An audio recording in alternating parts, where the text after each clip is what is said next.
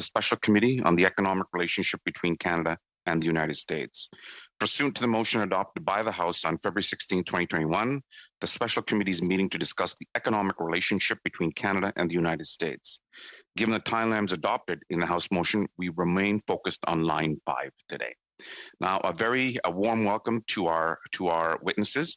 So it appears that we have one group already here from LiUNA. So I'd really warm welcome to Joseph Mancinelli, International Vice President, and Jason McMichael, Government and Community Relations Director at LiUNA Local 1089. So I'll cede the floor to LiUNA for a 5-minute opening, for 5 minutes of opening remarks. And again, a warm welcome to both of you. Well, thank you, Mr. Chairman and committee members. I am Joseph Mancinelli, International Vice President of LiUNA, which is the Labor's International Union of North America. We are headquartered in Washington, D.C., where we represent 500,000 workers, primarily in the construction industry, and 140,000 of which are here in Canada, headquartered here in Ontario. I am also Vice President of the Canadian Building Trade Unions and Vice President of the Canadian Labour Congress. I would like to start off by thanking you for the opportunity to present our position on two issues that will impact the economies and jobs in both of our countries, the United States and Canada. The proposed closure of Enbridge's Line 5 in Michigan and the U.S.'s Made in America campaign. We at LiUNA care deeply about the environment. Our members and their families understand the importance of taking care of our planet. However, we also understand the importance of a strong employment and a strong economy.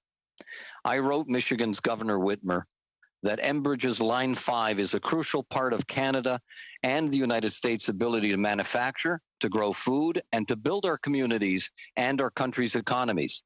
Shutting down Line 5 would have a devastating effect on a number of sectors and would destroy millions of workers' jobs. At a time that we are hopefully coming out of a pandemic, economic growth and stimulus is paramount. In the city of Sarnia, opposite Port Huron, Michigan, it has several refineries. 72,000 citizens rely on Line 5, and 24,000 jobs directly and indirectly rely on the flow of natural gas and petroleum. In fact, I have with me today here Jason McMichael, one of LiUNA's government relations specialists, and he is also president of the Sarnia District Labor Council. In Michigan, LiUNA's 13,000 members would be affected together with 50,000 other Michigan jobs. The loss of jobs will be felt right across the provinces of Ontario, Quebec, and Alberta, as well as the states of Michigan, Ohio, Wisconsin, and Pennsylvania. However, the consequences won't be restricted to these states and provinces that are directly affected. The negative impact would be nationwide in both countries. The agricultural sector in Ontario, for example, represents 38,000 farm businesses that produce food and rely on natural gas. The $89.5 billion cosmetics industry that uses petroleum for their products would see 700,000 jobs affected. The sporting goods industry is a multi-billion-dollar industry which produces products like hockey equipment and football equipment, etc., that rely on petroleum for their products. The pharmaceutical industry would be affected, and of course, the automobile industry that uses petroleum byproducts like plastic in their cars.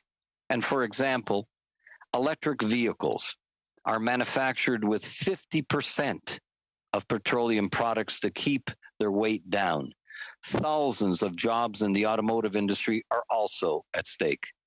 The $3.2 billion electronics industry in Ontario that also relies on the byproducts of petroleum would also be affected. The medical supplies industry with their 317,000 workers would be affected, and the list goes on and on. There are those who desperately want to transition into products that do not use petroleum.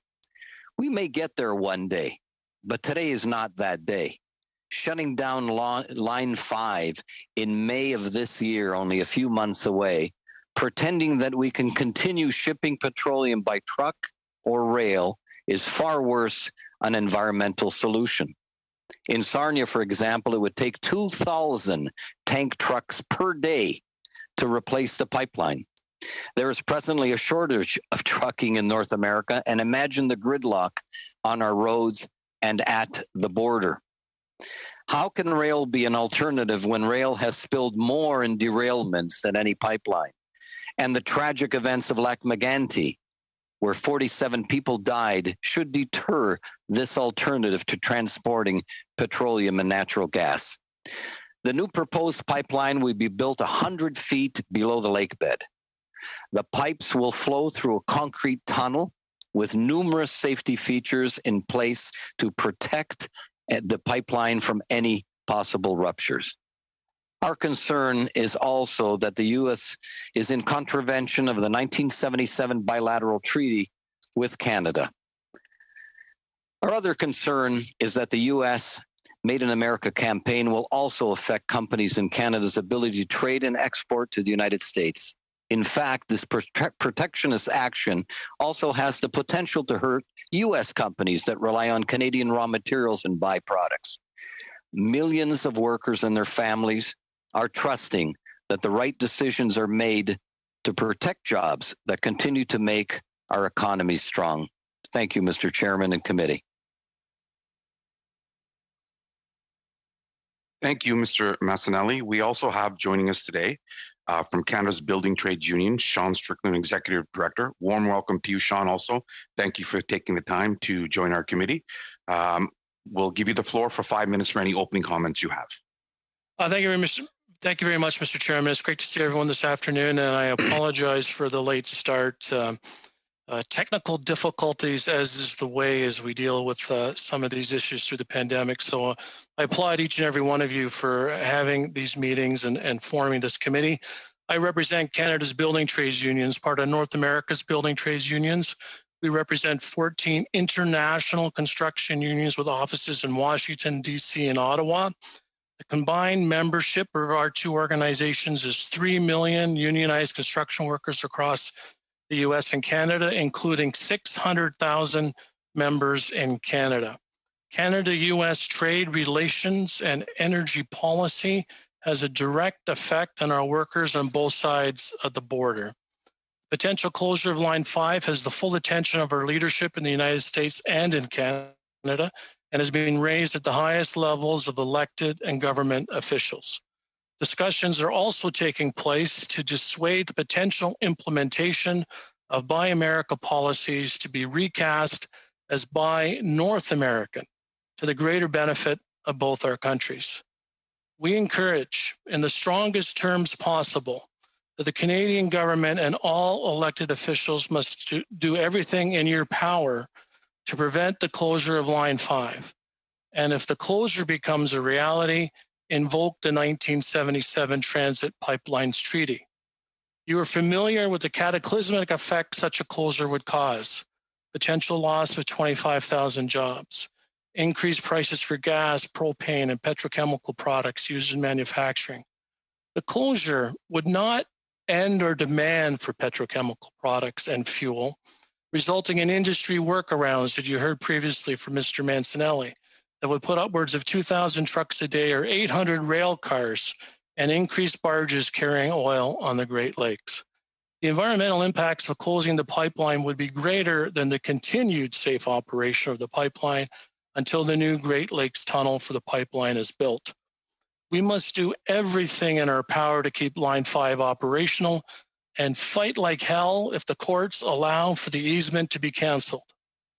But at the same time, our unions are progressive enough to realize the greening of the economy is inevitable and necessary, but we need to be smart about it. We need to operationalize the recently agreed to U.S.-Canada roadmap, elevate the discussion, and create a bilateral U.S.-Canada energy policy that addresses our cross-border energy needs and secures both the U.S. and Canada's energy future. But this transition is not turnkey and needs to address the thousands and millions of American and Canadian jobs affected. CB2U recommends the government establish a task force to examine the future of energy jobs. This task force would focus on developing a bilateral energy policy with the United States, coordinating the new technologies to power our energy future, carbon capture and storage, renewable methane technology, small modular reactors, hydrogen, and also greening our infrastructure. And for our members, supporting workers through the transition. This task force would communicate and work in conjunction with the newly formed U.S. Office for Energy Jobs.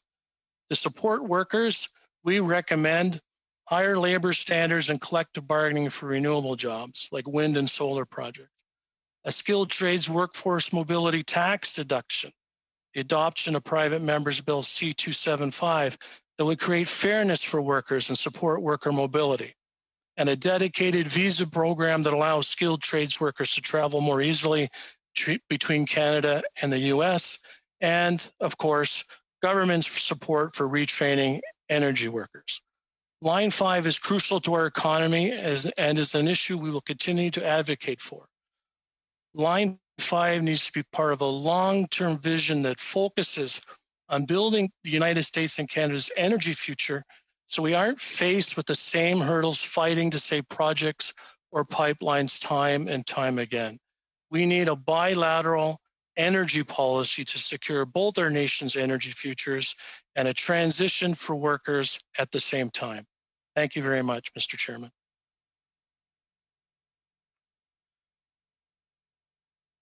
Thank you very much, Mr. Strickland. Great to have you finally join us, even with technical difficulties. So why don't we move straight to questions right now? We'll go to Mr. Strahl for 6 minutes, please. Thank you, Mr. Chair, and it's good to see the witnesses again. We've met several times, never in person, but someday that we'll get back to that.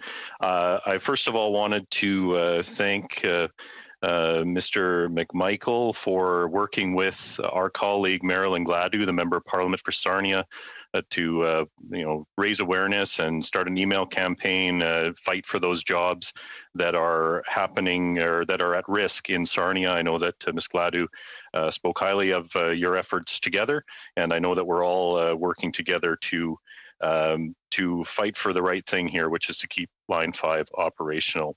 I did want to quote here. We talk about bilateral energy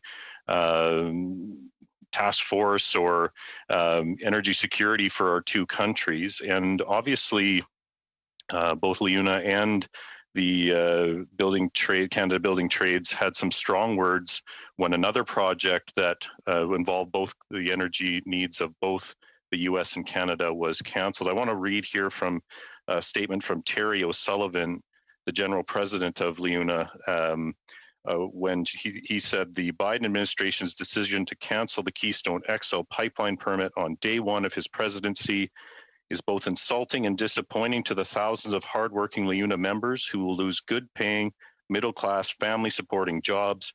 By blocking this 100% union project and pandering to environmental extremists, 1,000 union jobs will immediately vanish and 10,000 additional jobs will be foregone. In an agreement with North America's building trade unions, the project owner TC Energy had committed $1.7 billion to operating the pipeline with renewable energy and achieve net zero emissions within 2 years, all using union workers. Their commitment amounted to the equivalent of taking 650,000 cars off the road, one of the largest renewable energy investments ever. We support the president's campaign to build back better, but for union members affected by this decision, there are no renewable energy jobs that come even close to replacing the wages and benefits the Keystone XL project would have provided. Killing good union jobs on day one with nothing to replace them is not building back better. Hopefully, the Biden administration will not continue to allow environmental extremists to control our country's energy agenda at the expense of union construction workers being forced to the unemployment lines. Now, that is perhaps the strongest statement I heard regarding the Keystone XL cancellation. And when we heard from the Minister of Natural Resources here, he kind of said these were two completely different things, and but they were doing, in my view, the exact same kind of outreach. They were trying the same plan to ensure that Line 5 stayed open as they tried to get the Keystone XL permits to continue, but they failed on Keystone XL and have in my view, kind of thrown up their hands at that one. From a union perspective, obviously, I'll go to Joseph here. What do you see as the government's role here in ensuring that Line 5 continues to operate? Is there anything more that the government should be doing? To me, this is a president and a prime minister discussion. Anything else below that is kind of missing the point here. But from a union perspective, how do you see the efforts that have been made by our government, both on Keystone and now to protect these good paying union jobs for Line 5? So I think that the problem with both projects is that there are a number of folks out there that don't understand the demand for petroleum and natural gas and what it's used for, and make an assumption that you can shut down these pipelines and future pipelines because there is no demand and we're transitioning to a green economy and we're already there. I think that the fact remains, and the logic behind this, and maybe the illogic behind shutting down these pipelines, is that we're not there. We are decades away from transitioning to a green economy, and to shut down a line like been operating for 67 years is absolutely ludicrous, especially when the demand for that line to deliver products to agricultural industry and a whole bunch of other industries, it defies logic to do that right now and to do it in 2 months from now.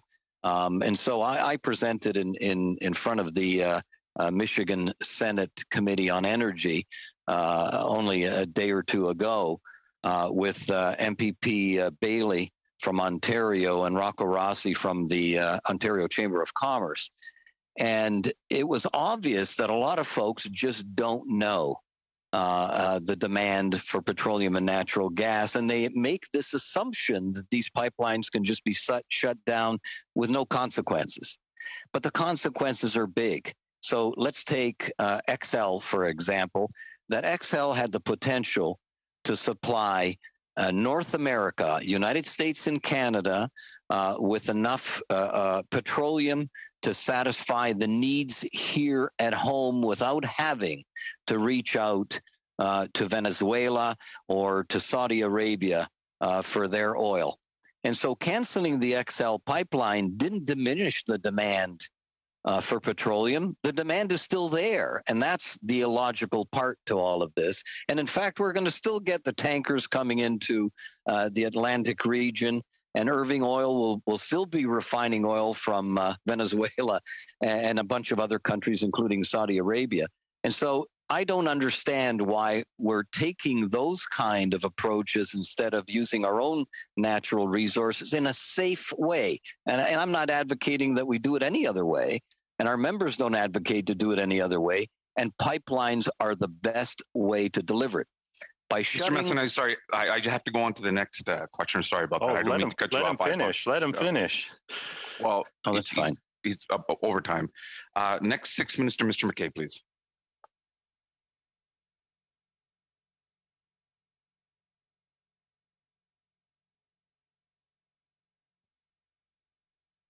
MP McKay, you're on mute.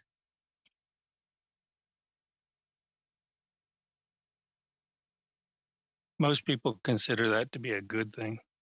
I appreciate the commentary by Mr. Manselli and Mr. Strickland, and particularly as I sat here for the last, I think, 4 meetings, I feel like I'm in some sort of echo chamber because the arguments against shutting this thing down are so compelling that you actually start to search for another explanation, which is beyond what the testimony that we've heard today. And I've listened to Governor Whitmer being interviewed on various television channels, and I think and I thought she was a very intelligent person. She certainly stood down all the crazy Trumpies. And she was at one point talked about as a part of the ticket for the Biden presidency. So so the economic arguments don't make any sense. The environment arguments don't make any sense. She's offended Canada. She's offended her fellow state governors. I'm assuming she's got some difficulties in her own legislature. So I don't quite get this entire process. I don't understand it. So I'll direct this question to Mr. Mansella. You were in the legislature yesterday, and surely the people who are really pro-environment don't really believe that shutting down this pipeline actually is an environmentally sensible thing to do, or are we living in a different atmosphere? So I think the committee would be grateful if we could get some sort of reasonable explanation as to the thinking of the governor. I'm not so sure, Mr. McKay, if I can answer that, because there really is no reasonable explanation. I haven't been able to find one. At the legislature the other day, the Michigan Energy Senate Committee, some of the environmental folks that ask questions about it obviously really don't realize the dramatic impact that this would have on jobs and the environment and on a whole bunch of sectors in the economy. I don't think they realize it. And then you have another sector of the environmental group that, quite frankly, don't want oil to be taken out of the ground completely. And they really don't care about pipelines or trucking or rail or shipping. They just don't want to see things used by petroleum. But the fact of the matter is that there's a lot of ignorance out there on what these products are used for. And, natural gas, of course, all of our farmers use it. Propane is the only form of heating for all those greenhouses we have in right across the country. And the products, there's 6,000 products that you and I and all of us use daily, like shampoo and toothpaste and cosmetics and lipstick and our shoes and everything else that are all made out of petroleum, let alone those products. You're preaching to the choir here. Yes. And what I don't get is how reasonably well informed or any information to legislators or the governor could be so blatantly ignored, reasonable arguments blatantly ignored, even if there's people on this call from various parties who are very pro-environment. But this particular decision is not an environmentally favorable decision. So are we just into an unfathomable well of ignorance on the part of the Michigan legislature and those who are purporting to close this pipeline down? I think that both ideology and ignorance is driving this agenda. I think folks don't know the issues well enough and don't know the impact. And then there's ideology that, I don't care what the impact of shutting down a line will do. I just think that petroleum is a bad thing, and so I'm in favor of shutting it down. I think that's what's at play here, and it defies logic. It really does. And I know that you're trying to use a logical approach to why this is happening, and I don't think logic has anything to do with it, quite frankly. Mr. Strickland, what is your thoughts? Well, thank you for the question. I would hazard to comment on the state of mind of the governor of Michigan. You're right in terms of adding all of the scenarios up and the potential environmental consequences of closing Line 5. So it's a political dynamic, obviously, at play in Michigan, and we have to wait and see how that political dynamic plays itself out within the courts. And that's why we are, on behalf of Canada's building trades unions and on behalf of North American building trades unions, we're doing everything that we can through advocacy and lobbying to make sure that the Line 5 continues operating. And then if the court decision goes against Line 5, that we invoke the treaty. So we're positioning ourselves for whatever result comes out of the court case. And our strategy, going back to Mr. Strahl's question, our strategy is well informed by Keystone. We do not want a repeat of Keystone. Different analysis. Keystone was a new pipeline. This is a long existing pipeline. But we're not sitting idly by while the governor of Michigan does what she feels is in the best interest of her political future and for the state of Michigan. Thank you. Thank you, Mr. McKay.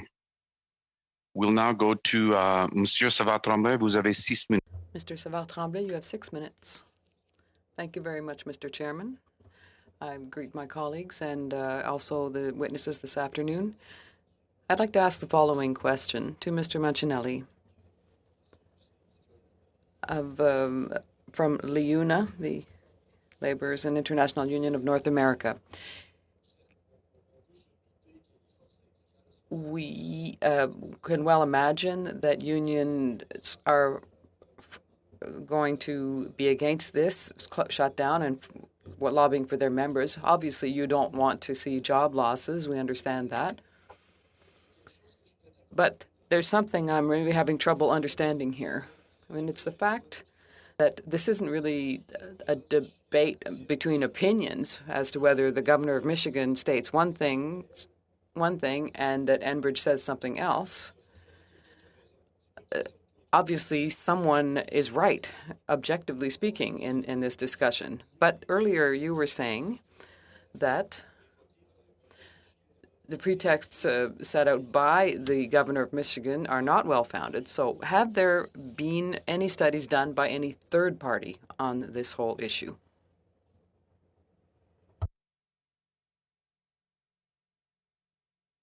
I'm not aware of any third party investigation or stats that can stand up against what Governor Whitmer has done or what we're saying. Either way, it's just that I think that history speaks for itself and the demand for the products speak for themselves. I don't know how you can shut down an existing pipeline that's been around for 67 years when the demand for the product it's delivering is so high. And so the only conclusion you can come that it's been a political decision, a knee-jerk reaction to the XL pipeline being shut down only hours before she made the announcement to shut down Line 5. And so it's a political decision where she, I think, and I can't read her mind, but my opinion is that, she tried to ride on the coattails of President Biden's announcement to shut down XL and shut down Line 5. And they are distinctly two different things. One is a pipeline that's under construction, and the other one is a line that's been delivering products for several decades. I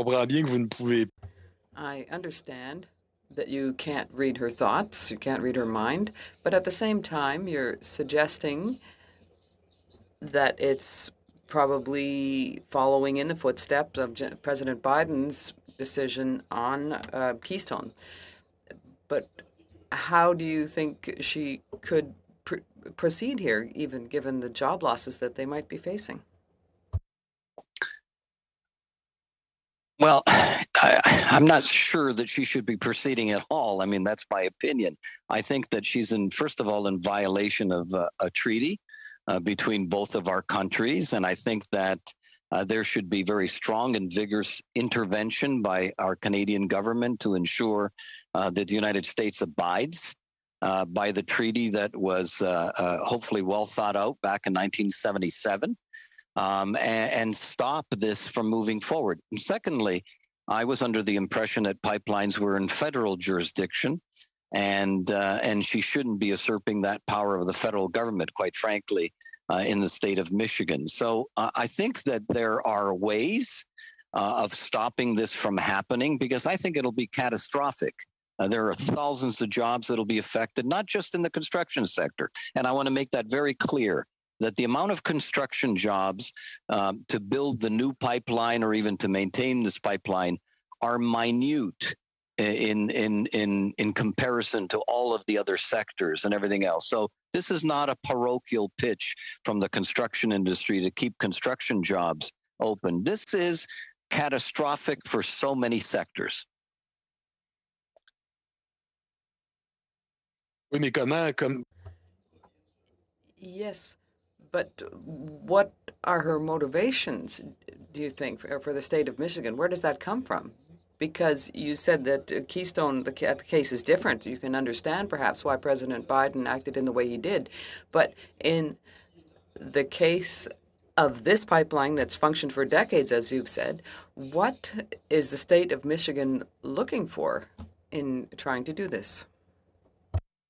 I'm not sure I can answer that. I don't understand it. I think it defies logic because even from a political point of view, I think that the effect that she would have on the number of jobs in Michigan would definitely outnumber the amount of environmentalists that are in Michigan as well. So I just don't understand the political dynamics. I don't understand the economic dynamics. It's frustrating for us in the construction industry and in the labor movement to understand why any governor would take action like this that would affect the lives of so many people, because I just don't see the positives or the logic behind it.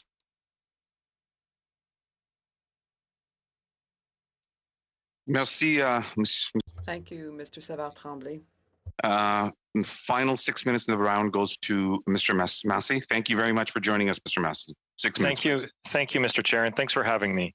I represent Windsor West, which has 35% of Canada's daily trade. In pre-COVID was 40,000 vehicles, being 10,000 of trucks and 30,000 of cars.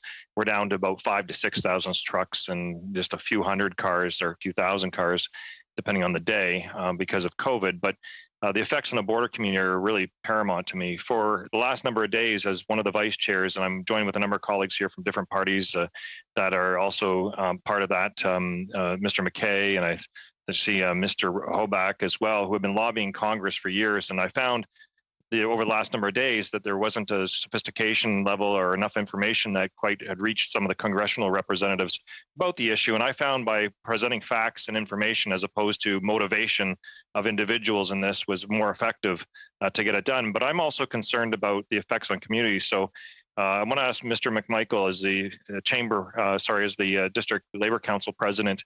I know that even in our community here, we actually had studies of kids going to school with backpacks to measure toxins that they got from the trucks that we have in our community. And we're finally building a brand new bridge. What would be the effect of shutting this down and the effects of altering the routes for trucks and that type of movement and traffic? Thank you, MP Massey, and thank you, Mr. Chair, through you to the rest of the committee. You're quite correct, Mr. Massey, in that the effects to my community, Sarnia-Lambton, would be profound. You know, we've heard so eloquently from Vice President Mancinelli and my colleague, Mr. Strickland, that you'd see an additional 2,000 trucks per day on the roads. What we haven't heard is that Sarnia-Lambton, Sarnia-Lambton, as already a refinery hub and as a border community, already has a tremendous amount of truck traffic on the roads. For example, you mentioned the Ambassador Bridge. The Blue Water Bridge is the second busiest commercial crossing in North America, seeing about 4,000 trucks in non-pandemic times per day. Now, that conversely to the Ambassador Bridge, that's 4,000 trucks both ways, east and westbound. So meaning about 2,000 trucks coming into Canada per day. To increase that traffic, to double that traffic, would have a significant effect on the infrastructure, on our main thoroughfares going through to the refineries, on our communities. The environmental effect to our community of it, an additional 2,000 trucks per day, again, would be profound. This is an issue that will affect literally every single level of the economy in Sarnia-Lambton. Sorry, go ahead. Yeah, and with that, Mr. Mancinelli mentioned this and this is why this is different than the Keystone, because that really goes over as a lead balloon when talking to Congress right now. But this is different. This is about existing infrastructure. And ironic, Mr. Mansili mentioned that some of these are going for auto parts and other economic commerce. So to Mr. McMichael again, what would be the consequences on other industries for our integrated auto industry to having to mix all those trucks with just-in-time delivery and other types of the materials that we need to compete through the North American chain, suddenly having that as an extra level of congestion? I fear for the repercussions of slowing down those movements, especially as investment decisions are pending and competing with the East. Absolutely. Thank you for that question, MP Massey. As you know, with just-in-time delivery being so crucial to the automotive industry, to further clog our routes, to further clog the routes with trucks, the amount of trucks that we already have traveling those routes, it would have a significantly detrimental effect to a number of industries, not just the automotive industry, but especially the automotive industry, where we rely on just-in-time part delivery daily, on a daily basis. It would have a dramatic effect on everything from automotive to the refinery industry to all of the parts plants that supply both refineries and the automotive industry. I can't possibly overstate the effect that this would have on our economy. And additionally, the pounding on the infrastructure we have would also be significant. We've seen that as our roads are ripped apart, and I assume that Port Huron as well I've been through that many times, would also have on the American side repercussions, because all those additional trucks would scatter across different communities and neighborhoods that they never were in before. And to be fair to the governor here, most recently she sided with Canada to stop the Ambassador Bridge for having hazardous material trucks cross from their lobbying efforts, because that would have put hazmat trucks all through communities all over the place. I fear for the same thing here, is that as we move these trucks off the rail, that hazardous material trucks would also scatter across Ohio, Michigan, Indiana, and also, of course, Ontario and Quebec. Yes, thank you. The irony that isn't lost on me in the border congestion that would be created with this is that the majority of those trucks in non-pandemic times, there are already trucks lined miles back, both I-69 and I-94 into Michigan. Those trucks already exist on a normal day. To add 2,000 trucks a day to that, those trucks are parked literally in the governor's backyard. Those emissions, as those trucks idle on the highway waiting to cross the bridge, those emissions are going into their backyard, into her constituents. And then once they cross that bridge, they enter into our communities. And that isn't good for any of us, especially the folks in Michigan where those trucks would be idling. 30 seconds, Mr. Massey. Thank you. And really quickly to Mr. Mancinelli, you did mention, I want to give you an opportunity to about the auto parts you mentioned. Ironically, this is for a green auto investment, and Detroit's at, I think, $16 billion over the last 4 years or 5 years for electrification. Can you confirm, the impact on that? I know you only have a few seconds, but I think it's important. The petroleum that's used on electric vehicles makes up 50% of those vehicles. And so the effect would be devastating on the automotive industry as well. And so, I think Line 5 would have a fairly dramatic effect on Governor Whitmer's economy in Detroit, where a lot of these vehicles are produced. Thank you, Mr. Massey. So, colleagues, we're running a little bit short of time. So just to make sure that we have one more question for each party, the next questions will be 4 minutes, 4 minutes, 2 minutes, and 2 minutes, and that will end the round. So, Mr. Lewis, for 4 minutes, please. Thank you, Mr. Chair. Thank you very much to each witness for coming forward today. We certainly appreciate your testimony. First question to Mr. Mancinella. Specifically, I really, really appreciate that you had mentioned, sir, with regard to this is much larger than just petroleum, than just oil. It affects so many fronts. Our farmers, the 38,000 farmers in Ontario you spoke to, of course, the auto industry, and of course, our advanced manufacturers. And really, their motto is we make things to make things. And I also heard you say, sir, there was 15,000 good-paying union jobs in Michigan. And I'm wondering, there must be some kind of collective effort to be lobbying Governor Whitmer. What specifically has the Michigan union done to help the cause going forward? Are they lobbying the governor as well? Yes, no question about it. The 15,000 that I mentioned in my presentation are just our members, LiUNA members. I have 15,000 members that I represent there as well. And that does not include all of the rest of the building trade unions within Michigan that are up in arms, you know, the UA and the operating engineers and many, many other sectors of the unionized sector as well.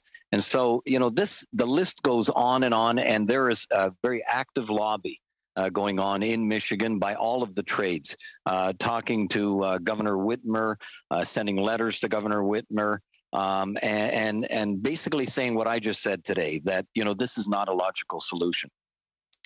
Thank you very much, sir. Through you, Chair, to Mr. Strickland, I really appreciated when you said, you know, this has to be some type of a bilateral approach. And I very much agree with you in that it can't be just the United States or Michigan talking to Canada. It's got to be very integrated, very bilateral. I'm wondering, though, because the Canadian government has fallen, quite frankly, on its face with regard to oil industry in the West, do you think perhaps that might be an out for the governor? To perhaps say, listen, we can do what we want to do anyways, because you can't even get your own house in order. Mr. Strickland, I'm just getting a note from the interpreters that if you could raise your mic a little bit. Sure. Yeah. Is that better? I think that's better. Yeah. Thank you. Okay, great. Thank you. No, I don't think that that's part of the thinking. I think, you know, what's happening in Michigan is made in Michigan. I would say to your earlier question to Mr. Mancinelli with respect to what we're doing on stateside, North American Building Trades Unions and Canada's Building Trades Unions, we formed a bilateral committee. So we have representation from Michigan Building Trades, Ohio Building Trades, Washington, and my Canadian office, who are lobbying and advocating for this going forward, and to make sure, doing whatever we can, that the easement is not canceled. I think it's also important to recognize that general presidents of our unions have existing relationships with the governor, and meetings have taken place with the governor. And also, this was raised when our general presidents had a meeting with President Biden a couple of weeks ago. So this, as I said in my remarks, is a high priority for both organizations on both sides of the border, and has been raised in the highest offices in the U.S. and Canada. 20 seconds. Thank you, Mr. Chair. I won't be a question. One very quick statement. That the one that I really want to actually lean on MP Massey about, he hit the nail on the head with regard to commercial congestion. And it hits our nurses and our doctors and our business owners that are trying to cross the busiest international border in North America. So it's much, much larger, as Mr. Mancinelli said. And I thank the witnesses once again. Thank you, Chair. Thank you, Mr. Lewis. And for 4 minutes, Mr. Housefather, please. Thank you, Mr. Chair, and Joe and Sean and Jason. It's great to see all of you. Thank you for coming. And this is one of these rare instances where we have common cause, where all parties and pretty much all Canadians are united in questioning the logic of something that, as you said, will have devastating economic impacts on both countries, particularly workers in trades, and also has negligible, if any, environmental benefit. I think the study that Enbridge had brought forward in the lawsuit showed that there was a 1 in 2,000 chance that the 4-mile stretch under the Straits of Mackinac could have a leak in a year. And it would only take a couple of years to get that tunnel built. So again, it's a puzzling thing. And given the fact that you guys have a lot of leverage in the sense you have members on both sides of the border, I'm wondering, in terms of the intervention, Joe, that you made at the Michigan legislature a couple of days ago, does the Michigan legislature itself consider that it has the power to step in to override the governor's revocation of the easement? You know, I'm not sure if the numbers are going to warrant, moving forward and stopping it. I haven't analyzed that. I can tell you that the Senate committee that I spoke to seemed to be overwhelming in support of our position. There was a lot of farmers that are senators on the Michigan side that are really concerned about the impact that will have on the agricultural industry. And they were most concerned also, which is a very interesting thing that I learned from the discussion, is that they're afraid that if it does go to trucking and to rail, that they won't get their agricultural products to market because petroleum will take precedence over their agricultural products. So I think that the Senate is definitely against shutting down. Whether or not they're successful in getting the House in Michigan to successfully defeat the action, I'm not sure. No, that's really helpful. I have a question then for both of you guys, and I'm going to put two questions together because I only have 4 minutes. The first relates to your members on both sides of the border. Of course, we're talking, and we here are concerned particularly about the Canadian members, but we also care about the union members on the U.S. side. And in that case, wouldn't many of them lose their health care and their benefits in the event that they lost their jobs? I mean, here we have Medicare, that people won't lose their primary health care, but in the US, wouldn't many of your members, if they lost their jobs as a result of Line 5 shutting down, actually lose their health care? And shouldn't that be of concern to the Michigan legislature and Governor Whitmer? And my second question is, Enbridge had mentioned that they were recommending that the Government of Canada and the Government of Ontario and other provinces intervene in the Enbridge lawsuit. Do you guys have a position on that? And I'll just go quickly to Sean and then Joe for very quickly. Less than 1 minute. Well, one of the advantages of being in a union is you have health and welfare benefit plans on both sides of the border.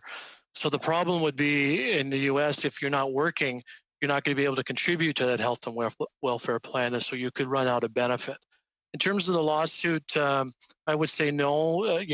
Just like in Canada, there's a distinct process for judiciary and for elected officials. So whatever extent you need to let the judiciary process play out, we need to do so. But we're prepared to do whatever we can based on the results of that judiciary process and lobby to whatever extent we can within the guidelines of the law to make sure that we get a favorable result. Mr. Massanelli, 20 seconds, please. No, we in the labor movement kind of pride ourselves in the fact that we don't rely heavily on the government to help our members, and from time to time we do. But by and large, we have our benefit plans, our pension plans that are completely funded by the industry and by our members. So if when you lose your job, you lose the ability to do that, and that puts a greater strain on the government, and whether it be Canada, the United States as well. So the domino effects of our members losing their jobs will have an effect on everybody, including other citizens that aren't our members and the government as well. Thank you, Mr. Massanelli. Monsieur Savard-Tremblay, vous avez... Mr. Savard-Tremblay, you have 2 minutes.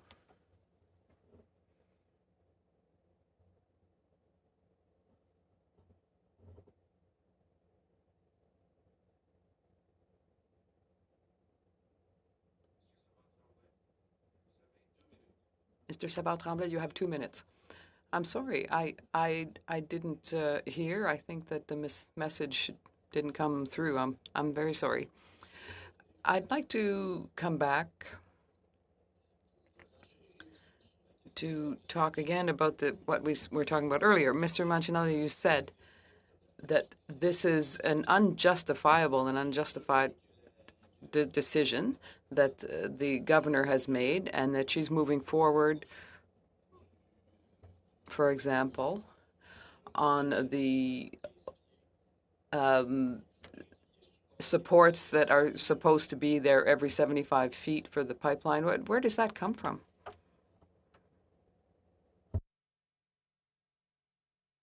There are checks and balances in the new pipelines.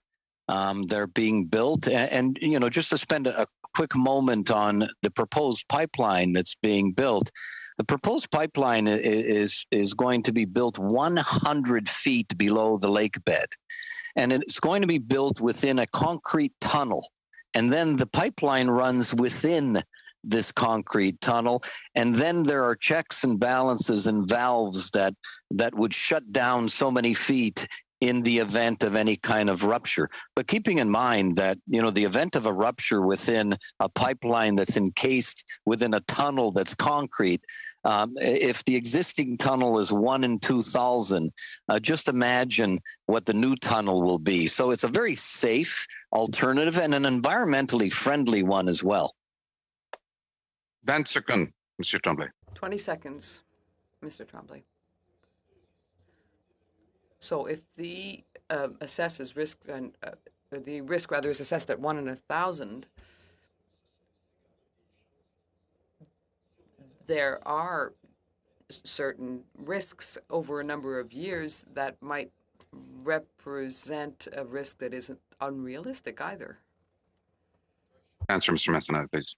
Yeah. I don't think that there is any real great risk here, and there's always a risk, but not a great risk. And 1 in 2,000 is a pretty good number, and I think with the new pipeline, it'll be far greater than 1 in 2,000.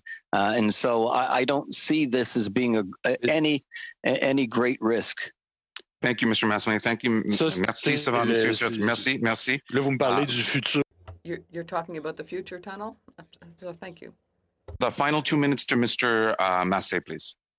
Thank you, Mr. Chair. And to Mr. Strickland, obviously one of the major concerns here is the environmental consequences. And even outside of Line 5, we're very deficient for oil boom protection in the Great Lakes. I just was speaking at the city's Great Lakes Initiative, and there's a series of things and money that the state and mostly importantly the federal government in the U.S. and a little bit from Canada, but is still working on to rehabilitate the Great Lakes. What is Enbridge doing with regards to contributions to this? Is there offsets that are taking place similar to that of carbon? They're actually going to be made to the Great Lakes and contributions by Enbridge.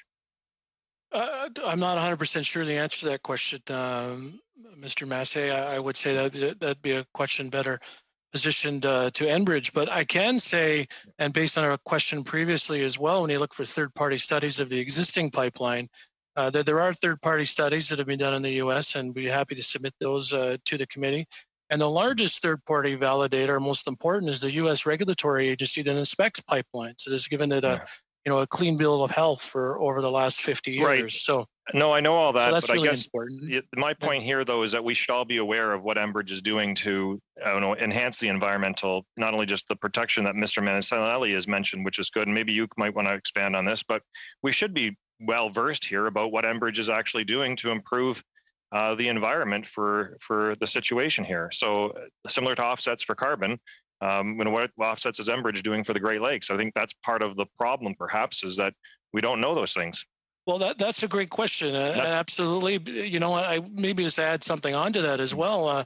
I think there's an opportunity to green all of our pipelines, and so Keystone had a proposal to power it with renewables, which would have created 1,600 megawatts of renewable energy. So I think there's an opportunity to talk to Enbridge and TC Energy and Cenovus and other large Canadian energy players that are moving oil and petroleum byproducts across the country to do what they can to protect the environment, the Great Lakes, and also power the pipelines using renewable technology. So I think but that's all for Keystone. I'm just talking about Line 5 here, and I still don't, as a Great Lakes critic, I don't know exactly what they're in for in this terms of the commitment. Thank you, Mr. Massey. Thank you, Mr. Massey. Thank you very much to Mr. Mancinelli, Mr. McMichael, and Mr. Strickland for joining us this afternoon. Really appreciate your insights, and I'm sure the committee is more illuminated after spending some time with you. So thank you again on behalf of the committee, and we can ask you to sign off right now, if you'd like. Thank you. Thank you very much. And Clerk, I'd like to suspend for a few minutes. Just thank you to the committee. You're welcome. Just to allow the new witnesses to do their sound checks.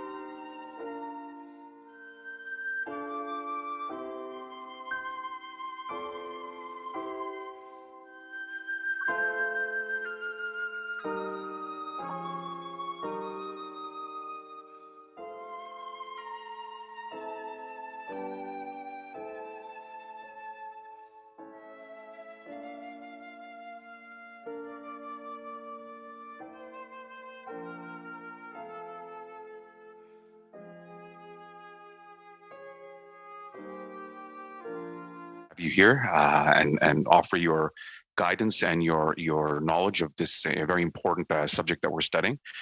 Today we have with us Pierre-Olivier Pinault, Professor Energy Sector Management. From the Canadian Propane Association, we have Nancy Borden, Board Chair and Owner, Vancouver Island Propane Services. We have Dan Kelly, Past Chair and Chief Financial Officer, Dowler Carn Limited. Mark Mundy, Member and Vice President, Logistics NGL Supply Company Limited. And we have Sean Vaman, Member and Senior Vice President, Superior Gas Liquids, Superior Plus. And from the Explorers and Producers Association of Canada, we have Tristan Goodman. So we'll go into opening remarks. Professor Pinault, la parole est à vous. You have the floor for 5 minutes, Professor Pinault.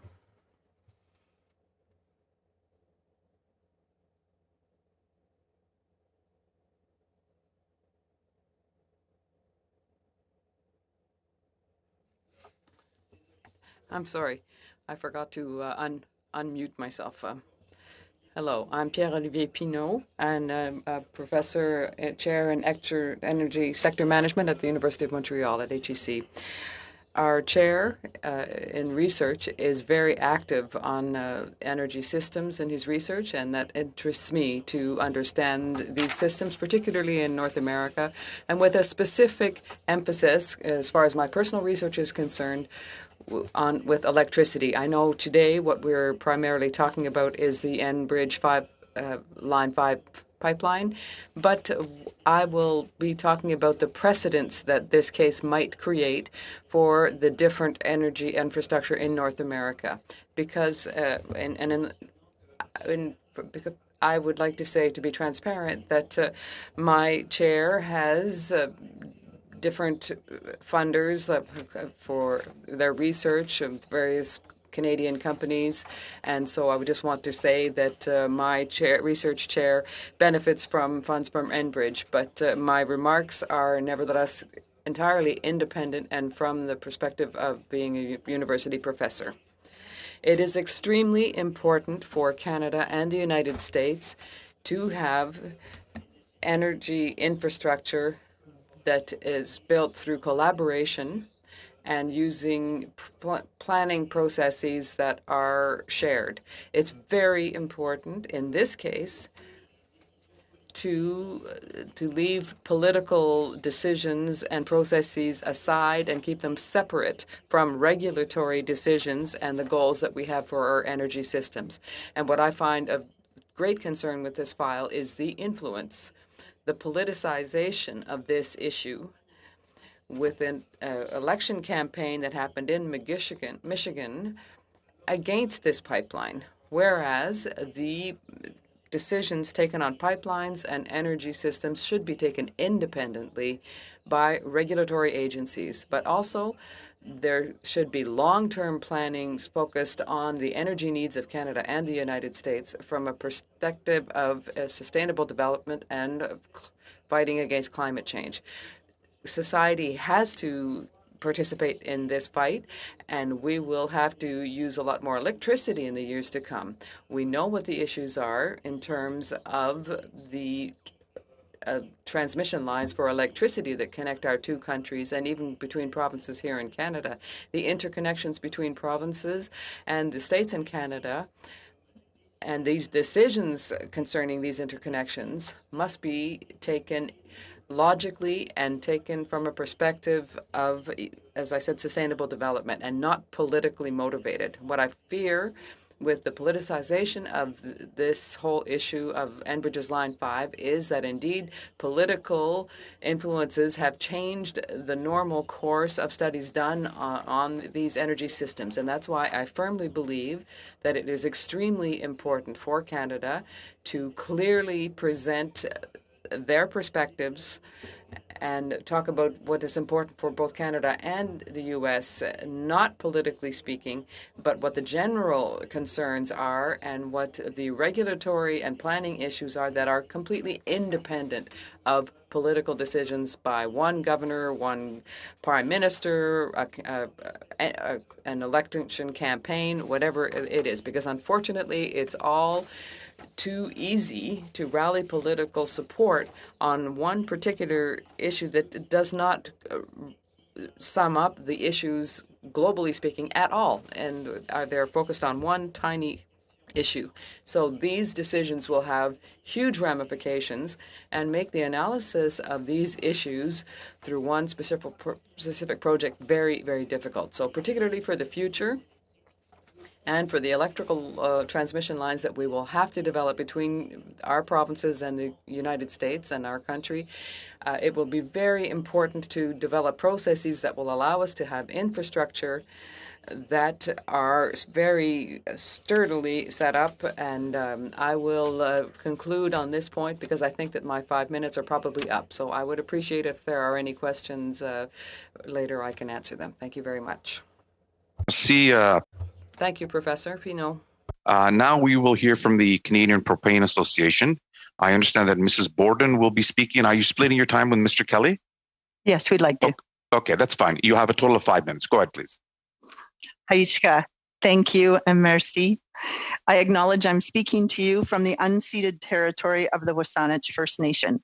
Saanich lies within the territories of the Algonquin peoples, represented by the Songhees, Esquimalt nations, and Wasanich peoples, represented by Sartlip, Pocatchin, Sayout, Sakem, and Malahat First Nations. On behalf of our association, members across Canada, and my colleagues here today, I want to thank the committee for the invitation to speak to you about the importance of Line 5 to the propane industry to Canadians. With over 400 members from coast to coast to coast, the Canadian Propane Association includes producers, wholesale marketers, transporters, retail marketers, and manufacturers of propane appliances, cylinders, and equipment. Propane is a multi-billion-dollar industry that sustains thousands of jobs right across Canada. Many of our members are community-based businesses that provide good local paying jobs. You will also know them as members of local Chamber of Commerce, as volunteers and sponsors of the community groups and local sports teams. Mr. Chair, propane is vital. It's a vital part of Canada's energy portfolio for the future. As a source of low-emission energy, propane is a cleaner alternative for carbon-intense fuels such as heating oil, gasoline, and diesel. And renewable propane will provide an even lower carbon footprint. Whether it's in its applications for home or commercial heating, agriculture, transportation, construction, and mining, propane is a safe, clean, affordable energy choice for Canadians. When it comes to Line 5, it's important for committee members to know that this is the only supply of propane via pipeline to Southern Ontario, and is an important part of the energy security for Canada, as well as cost certainty for Canadians. Line 5 is the feeder pipe into the Sarnia fractionator, which has over 100,000 barrels of capacity per day. Propane is approximately 70% of that capacity. Any prolonged disruption of Line 5 would have severe and lasting consequences on the supply of propane to Ontario, Quebec, and Atlantic Canada. We have communicated to governments that without proven historical and safe delivery of propane via Line 5 into Sarnia fractionator, rail and truck modes of transportation will increase dramatically. And with that, there would be no expectation that the volumes achieved by pipeline could easily or readily be replaced. Thousands of additional trucks would be required, placing more stress on a rail delivery system that is already near capacity. In short, the discontinuation of Line 5, in the CPA's opinion, is not an option. The environmental and economic consequences would be devastating for those living on both sides of the border.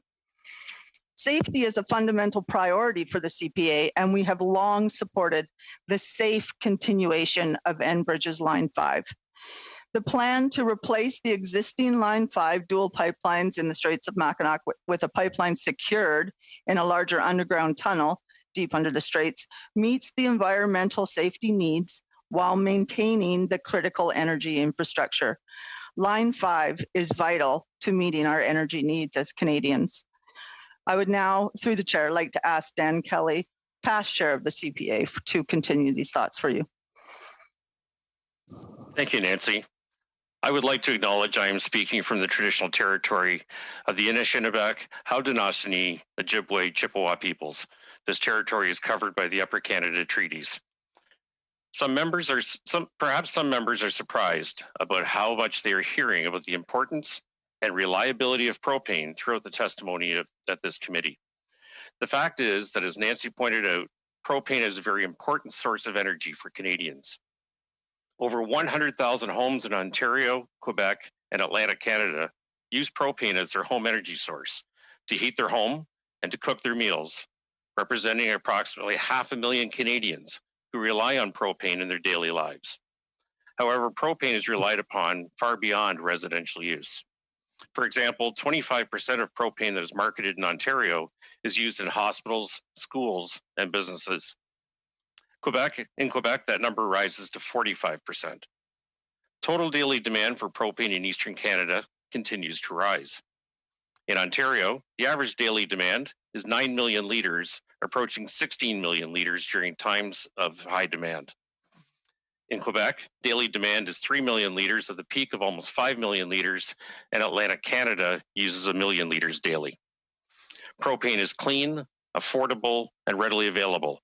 Propane is harmless to land, to air, and to water. It can greatly reduce the use of carbon-intense fuels in Indigenous, rural, and remote communities. Many of these communities spend hundreds of millions of dollars on remediating diesel spills when those resources could be used to build more housing, community centers, and other important infrastructure.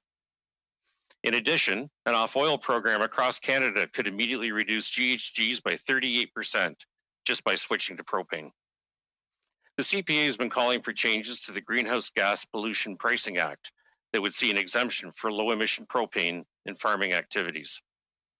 Changes to the GGPPA are also needed for remote power plant operators, which would provide Indigenous and remote communities a real choice for cleaner energy. In short, Canada's propane industry has much to offer Canadians as a safer, greener, and more accessible energy option. However, without Line 5, providing Canadians with this critical source of energy will be significantly more difficult. Canada's propane industry joins with the countless Canadian voices who have come together to support the safe, continuous operation of Line 5, the closure of which would have catastrophic economic impacts to Canada. Thank you, Mr. Chair. Thank you to both Ms. Borden and for Mr. Kelly for your remarks. We will go to our final opening statement to the Explorers and Producers Association of Canada. Mr. Goodman, you have 5 minutes, sir.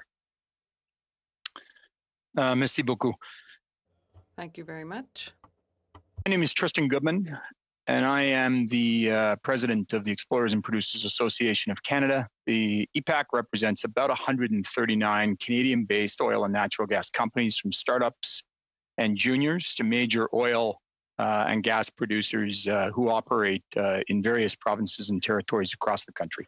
We represent about 60% of all natural gas produced in this country and about 30% of all oil produced in this country, and probably around $250 billion of market assets within this country, so fairly significant. Let me start by saying that although we believe Canada's oil and gas industry has a constructive and bright future in our country, we also recognize that the nature of energy development is fundamentally changing through drivers like energy transition, global and Canadian climate change expectations, and the importance of genuine Indigenous reconciliation. Decarbonizing the Canadian energy business is well underway, and our industry plays a critical role in meeting Canada's international climate commitments. Not only is the issue of climate important for Canadian governments, voters, and the broad Canadian public, but it's also now a key evaluation criteria for most investors. Although change of this nature is hard for any energy industry, the decarbonization that Canadian energy industry is now moving through presents opportunities for not only addressing critical issues of anthropogenic climate change, but also can position our nation to continue economically capitalizing on the very large and positive economic and job contributions from the development of oil and gas across this country. So, for example, looking forward, we're pleased to see the focus of all governments on the opportunities of Canadian natural gas from large-scale deployment into hydrogen technology, as well as providing tools like carbon capture, utilization, and storage to aid our Canadian oil industry. Many different energy forms are needed around the world going forward, but it's important to take a practical approach to policy development. As recently as 2 days ago, the highly regarded International Energy Agency has released short and long-term reports that reflects the significant need for oil and gas development going decades into the future. Turning to the recent changes in the United States, with the Biden administration in office, Canada and the US share many energy opportunities and challenges. Ensuring collaboration on the full range of options is imperative. This includes pipeline regulation and market access, energy policy, job creation during a post-pandemic world, and the environment. One note of obvious immediate concern and of clear discussion today is around Enbridge Line 5. Not only the construction and build out of that, but also the current situation with the government of Michigan's concerns with this line. It's critical for Canada to keep moving on some of the positive efforts that's already been undertaken on that, but also to get this line complete and prevent a stoppage. This is not only a concern for Canadian oil and gas producers, Canada, and those in refining provinces like Quebec and Ontario, but it also could have significant negative consequences on jobs and large refineries in the United States, and will create other problems across the pipeline network in the US. EPAC and its members are fortunate to have a solid technical and nonpartisan understanding of many of the practical changes that face the new emerging relationships between Canada and the United States. Items related to market access, climate policy, prevention of carbon leakage, macroeconomic considerations, and national offset emissions trading policies are all just some of the areas of credible expertise that we hope could be valuable. Personally, I've had the privilege of working in the private sector, non-government agencies, academia, and different governments in 4 different continents, and as a former energy executive with a large Canadian energy regulator for over 15 years. I also have a solid doctorate level training in environmental science, policy development, economics, and law. So I hope I may be of some use to the committee, my country, and to the energy industry that I represent. Thank you. Thank you, Mr. Goodman, for your remarks. Just a note to the members, looking at the time, we will have time only for 1 full round. So we will start off with Ms. Alice Leff for 6 minutes, please. Thank you very much, Mr. Chair. In your opening remarks, I heard that from the propane industry that they're very surprised that suspension of this pipeline is even under consideration. And I couldn't agree with you more. As a Canadian and a member of this committee, I can say that I'm very surprised that this being the only pipeline that provides propane to Eastern Ontario, Quebec, and Atlantic Canada exists. And so my question to you is, can you shed some light on whether or not there have been discussions or conversations around an alternate mechanism so that essentially we don't have all of our eggs in one basket? It may be best to ask Mr. Mundy to respond to that one. Mark?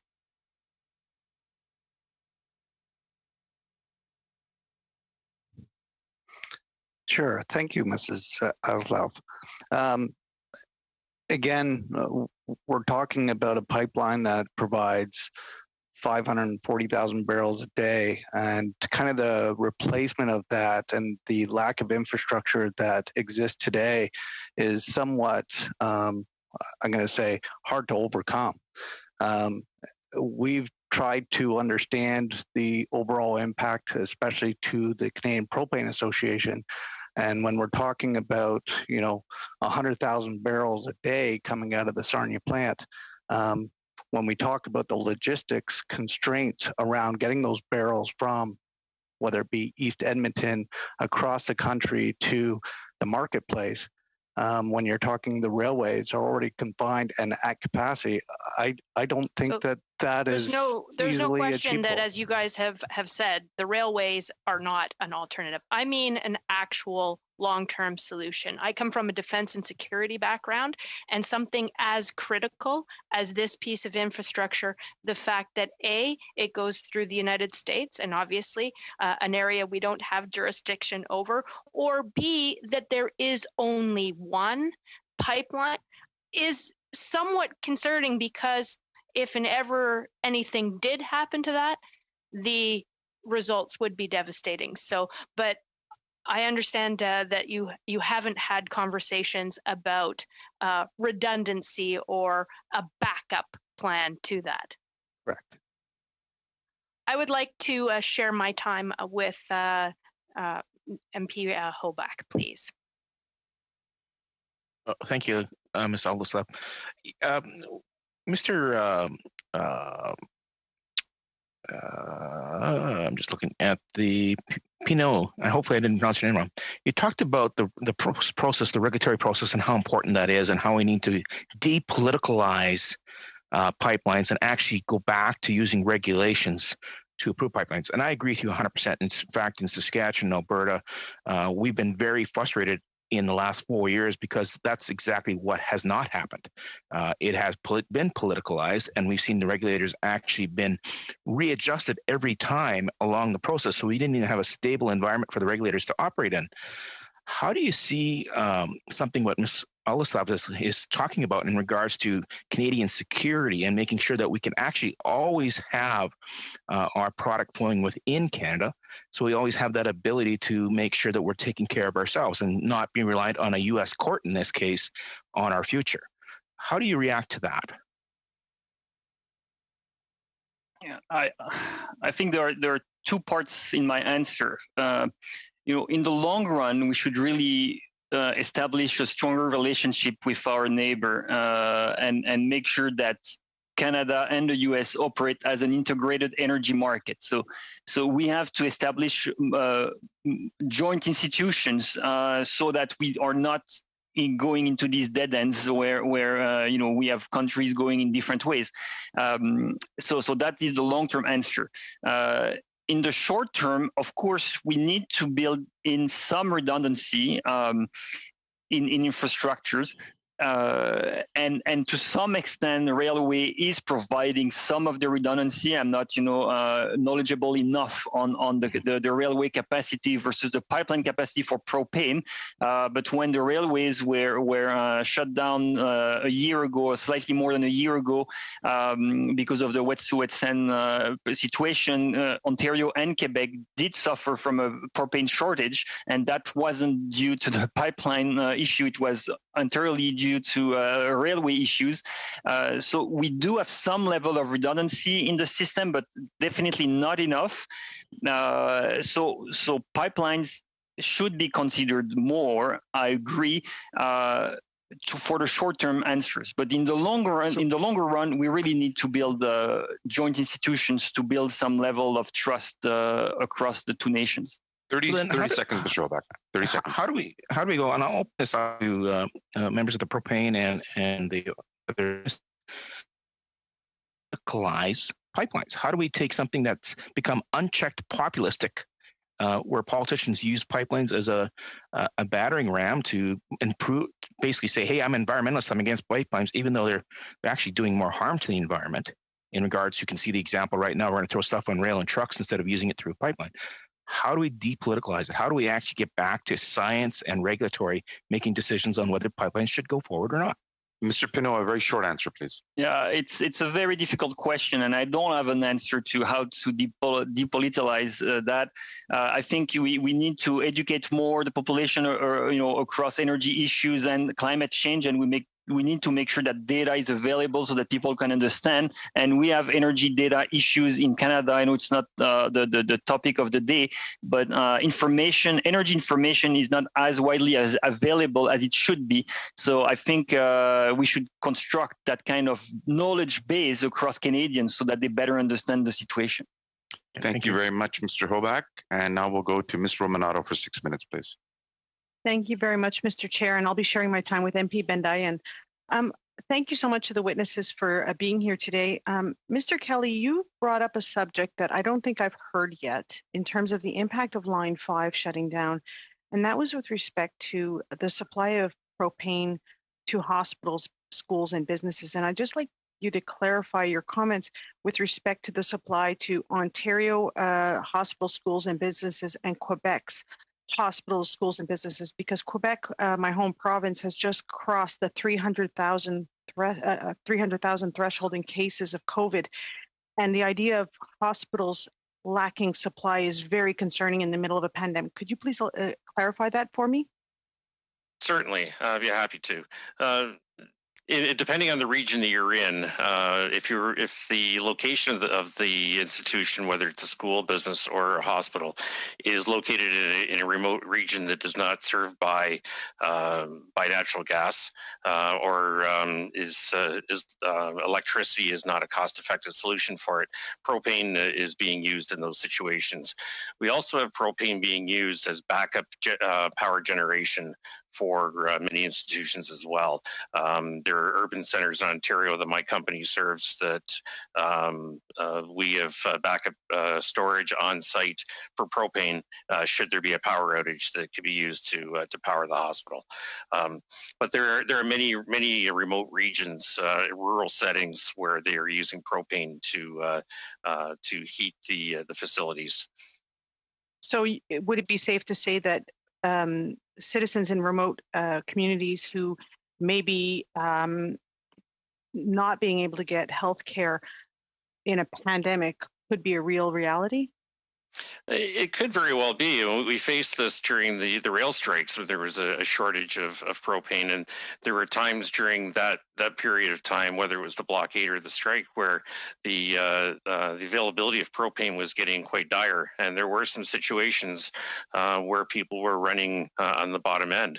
A situation like the closure of Line 5, where approximately 50% of the supply comes from there, would have a drastic impact, and there are many facilities that are operating in rural areas all across eastern Canada, Ontario, Quebec, and the Atlantic provinces, where they would be running into some great difficulties with the supply of propane. Thank you very much, Mr. Kelly. I'll cede the rest of my time to MP Bendayan. Thank you. Certainly. Merci, chers collègues. Thank you, colleagues, and thanks to all of our witnesses here today. I'd like to ask a question of Professor Pinault, who is indeed an expert at the HEC, which is an institution that is the pride of my riding here in Outremont. So thank you very much for being here. I would also like to emphasize, as you said so well, the importance of integrating energy systems between Canada and the United States. And if I follow your argument, Professor Pinault, regarding the importance of harmonizing our rules, and this is an issue that Prime Minister Trudeau raised with President Biden as far as the rules are concerned concerning electric vehicles. But to come back to Line 5, you said that the issue of closing down Line 5 that could indeed set a precedent that would be harmful to future electrical transmission lines between our two countries. So when we think about the huge potential that Quebec has to provide renewable energy to the northeast of the United States, that's of great concern. Given that I have limited time, I'll give you the moment to continue and say further anything further about that. Well, if elections build their election campaigns based on arguments like whether or not some energy infrastructure will be shut down, unfortunately, we know that that will turn a lot of voters against any kind of this kind of infrastructure. And this is what we saw in New Hampshire and in Maine. We saw immobilizations against electrical lines to turn these populations against us, and they blocked projects. They were energy projects that were not only good for the United States, they were good for Canada as well.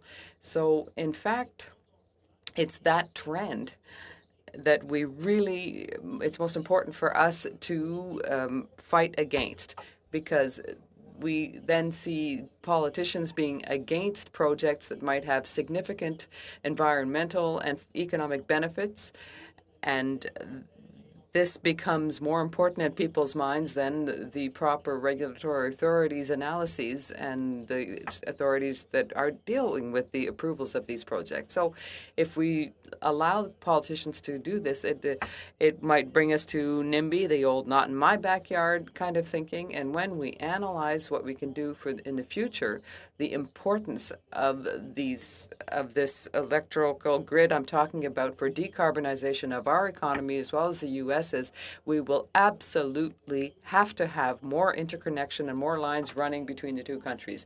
And so even though it's very positive, there might be people who will be against these transmission lines. So if we allow too much room for these kinds of political decisions in these areas, it will hugely complicate our energy infrastructures. So it will influence the decision-making framework. And this here is a clear case where things might get off track, and a politically driven decision will allow people to believe that that this infrastructure shouldn't exist and it shouldn't have any place in the infrastructure between our two countries. Thank you. Monsieur Savard-Tremblay, Mr. Savard-Tremblay, you have six minutes. Thank you to all of our witnesses. My question will be for Mr. Pinault. I have read your publications, and I can see that the lowest level of harm would be with the maintenance of this Line 5 pipeline and waiting while we're waiting for something else. And I'm not talking about a passive waiting for something better. I'm talking about working on these projects. But if infrastructure is in a good state, or do you think this is run down? Well, listen, I'm not an expert in the functioning of pipelines, nor in the assessment of the state of this infrastructure. But what I've understood in this file is that there have been some challenges that have been taken into account, and plans are in effect to remedy the problems that were identified, and that a new project could take over and deal with any particular risk and ensure that this pipeline doesn't pose any danger to the Great Lakes, to Canada, or to the U.S. And even there is no mode of transportation that is without any risk at all. Pipelines are quite safe. However, we have to keep moving towards the energy transition, and this is a position I've defended for a long time. And we can't move to that transition by shutting down pipelines. We've had that happen, and indeed, the potential shutdown of Line 5 could actually result in the Portland-Montreal pipeline that isn't even used anymore. That might come back. So it's not because we shut down a pipeline one day that there's some energy transmission, because other options could be present, like shipping oil by train or rail or trucks. So some people think that shutting down a pipeline is a step towards energy transition, and in my opinion, they're wrong, because it's just shifting the problem to another area. Because our problem is that we overuse oil in the United States and in Canada, and that's the problem that we really have to attack, not the pipelines as such. They're just a symptom of what our current situation is, our current consumption. So you're saying it should be the other way around. We should shut them down when we're not using oil anymore. Exactly. That's right. So when you were talking earlier about working together, were you talking about a neutral entity that could study most of these projects? Because when I look at the current court case, there's Enbridge on one side, the governor of Michigan on the other, and they challenge each other's data on safety and security. And there's no third party that seems to have really studied the issue to be able to say who's right in this argument. Well, it's completely abnormal that the governor of a state should be involved in this kind of decision. we should have institutions. Michigan and the United States should have institutions, as should Canada, that ensure that prime ministers and governors are not asked for their direct opinions on these things. Governors are there in order to give directions in terms of energy policies, but as to what is built or not, these are not decisions that should be political, and we shouldn't have governments that state their opinions on these issues. Energy policy is led by governments, but not the investment and choices that are made on the ground. So this is obvious to me. There's a dysfunction with the current institutions. The simple fact that we're discussing this today in a House of Commons committee meeting, in my opinion, is a sign that things have gone off the rails. Mr. Chairman, how much time do I have?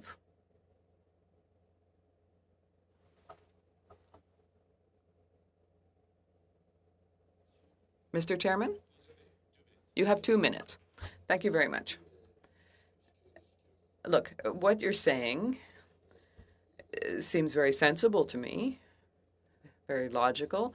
You're talking about the governors taking a position, but on the other hand, we have the businesses involved and the people directly affected by all this. Nobody seems to be uninterested in this thing, but this institution that could make a decision is lacking here. So I'll be bold enough to ask you, have you had the time to think about what form this type of institution might take? For example, in Quebec, we have the BAP, which is the Bureau of the Environment, and perhaps it's not a perfect institution, but it works all together with all of the stakeholders and people affected. So would that be a model that we could perhaps use here? Well, BAP issues recommendations that the government is not obliged to comply with. So the direct answer is no. I haven't automatically any suggestions to make to you, but looking at the scope of the decisions that are taken by states and Canadian provinces, we can see that the energy sector in North America is really broken up, and each state and province has their own interests, and that poses great problems for a more global planification of energy infrastructure. So we've seen this with pipelines, but we also see it in terms of electrical transmission, and that is why it is so important to ensure that we can build a platform collaboratively and that we have a much more integrated planning process, because the challenges will be such that we will not be able to function in future with this multiplicity of local and provincial and state level authorities. Will not be able to build a continent-wide infrastructure. And I know it's difficult because political perspectives are not always in agreement on creating such an institution, but these talks between countries are important, and we're going to have to find neutral ground upon which we can make these decisions. Thank you very much, Mr. Savard-Tremblay. 6 minutes will go to Mr. Massey. Thank you, Mr. Chair, and thank you for the witnesses for being here.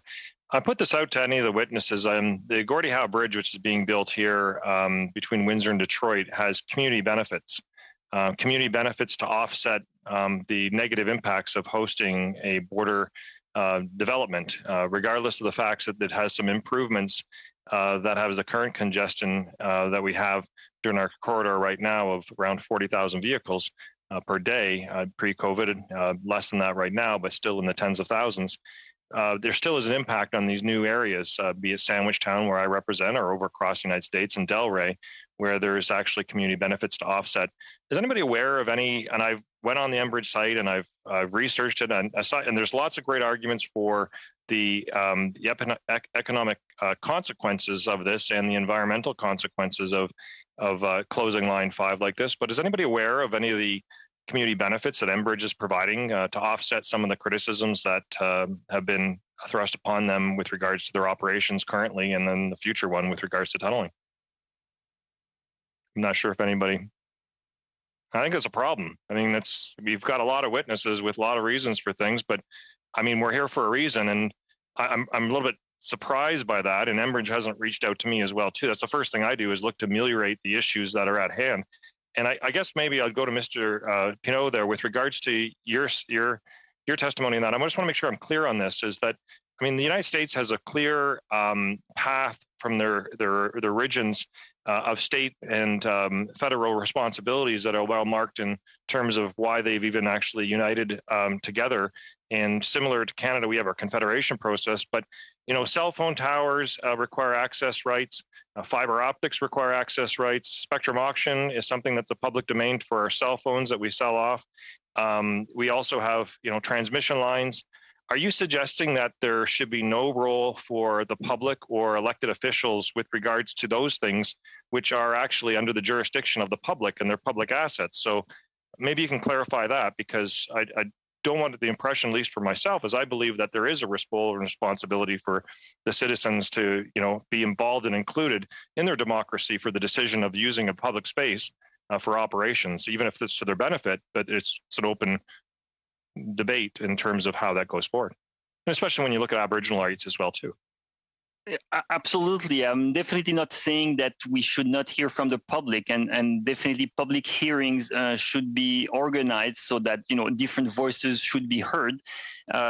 But we should also realize that a single project should not be blocked by one community that basically doesn't want that project over its territory. And it's a very difficult arbitrage to make and balance to find between these local interests and the global interest. But if every community is given the right to veto a large-scale infrastructure project, then forget about everything. Forget about pipelines, forget about transmission lines, forget about highways, because we have to find a balance. And I'm not suggesting that we should not listen to the concerns of these individual communities, but there's a balance to be found. And if we look at the challenges for the energy transition that most of us at least want to see happening, then we know that we will need some linear infrastructure to bring the energy from one place to another place. And then some people won't like these infrastructure, but we'll still need them as a society. So we need to find a better balance. And I don't think if we bring too much politics into it, I think it's a problem. For the policy directions, of course, governments are needed. Yeah, well, I mean, that's the whole point of where I'm at, with a little bit of concern as to the approach as this goes forward. Is that's why we created community benefits to host a new border crossing, and to ask thousands of trucks to come into the community and vehicles with emissions and impacts on the community. We actually include them as part of, and actually the United States does this much more effectively than Canada, because they have percentages for construction inclusion of minority populations. It's legislated into law. There's offsets for those different things. The one we're getting for the Gordie Howe Bridge is actually very minuscule, but at least it's something. It's $10 million on each side, and that's to actually acknowledge that being the host of these things, it comes a consequence. So I understand where you're coming from, but I'm just a little bit taken back by the, somebody has to make a decision at some point in time. If I could pivot real quickly to Ms. Borden, with regards to the propane issue, I think it's one of the ones that doesn't get as much attention right now. What would be your alternative if Line 5 is then, aside from shortages and so forth, what would be your alternative model? Like for some of the oil and gas industry I'm familiar with and so forth, that should put it on trucks and so forth. Is it the similar experience you'd have with that? And would it require massive investments in actually vehicles at this point in time? That's the other thing, is where do they come from at this point in time in terms of production during COVID? We're short on even auto manufacturing right now because of components and so forth. Yeah, I like to say to my employees, we don't drive around cotton balls, we drive around a transportation of dangerous goods. So the idea of just switching Line 5 into vehicles or train cars, it's just not possible by May to have people up and running. Multiple extra trucks needed. Now, we're Canadian. We're going to get the propane in. If we have a customer that's going to be cold, we are going to get the propane there. Don't get me wrong. But the way this is going about is just completely ineffectual. And what will happen is, in our attempt over in, say, BC, is we are going to do our best to support our brothers and sisters across this country. It will we will always do our best to get the propane to the customers, but the pressure that it puts on and creates throughout the system is absolutely unsustainable and not really fair to a very highly skilled group of individuals, highly trained and manufactured parts in how we transport this product. It's just not doable in right away by May. Thank you, Mr. Massey.